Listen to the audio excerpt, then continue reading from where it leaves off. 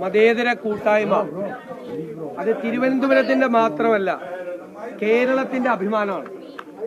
അവരെല്ലാവരും എല്ലാ കാലഘട്ടത്തിലും ഏത് സംഘർഷം ഉണ്ടായാലും അവർ ഒരുമിച്ച് നിന്ന് അതിമനോഹരമായ സന്ദേശം ജനങ്ങൾക്ക് കൊടുക്കും.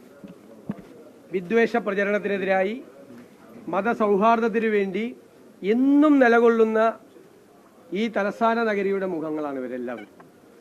അവർ വന്ന് എന്നെ അനുഗ്രഹിച്ചതിലുള്ള നന്ദി ഞാൻ പറയുന്നു.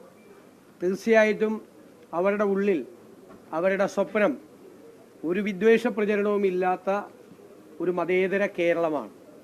ആ മതേതര കേരളം സൃഷ്ടിക്കാൻ അവരുടെ എല്ലാവരുടെയും പിന്തുണ ഞാൻ വിനയപൂർവ്വം അഭ്യർത്ഥിക്കുന്നു.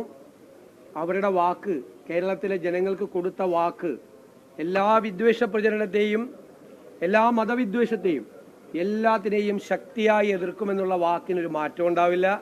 അതിൽ ഉറച്ചു നിൽക്കും. അതാണ് എനിക്ക് ഏറ്റവും പ്രിയപ്പെട്ടവർക്ക് നൽകാനുള്ളത്. ഇവരുടെ എല്ലാവരുടെയും പ്രാർത്ഥനകൾ സംസ്ഥാനത്തുടനീളം എല്ലാ മതവിശ്വാസികളും ഉൾപ്പെട്ടവർ നടത്തിയ പ്രാർത്ഥന കൂടിയാണ് എൻ്റെ ഈ സ്ഥാനലബ്ധി എന്ന് ഞാൻ കരുതുകയാണ്. ഞാൻ അതുകൊണ്ടാണ് ഇത് ചുമതല കിട്ടിയപ്പോൾ ആദ്യം നിങ്ങളെ കണ്ടപ്പോൾ പറഞ്ഞത് ഇതൊരു ദൈവ നിയോഗം കൂടിയാണ് എന്ന് പറഞ്ഞത്. അതുകൊണ്ടാണ് ഇതൊരു ഡിവൈൻ അസൈൻമെൻ്റായി, ദൈവ നിയോഗമായി തീർച്ചയായും കൊണ്ടുനടക്കും.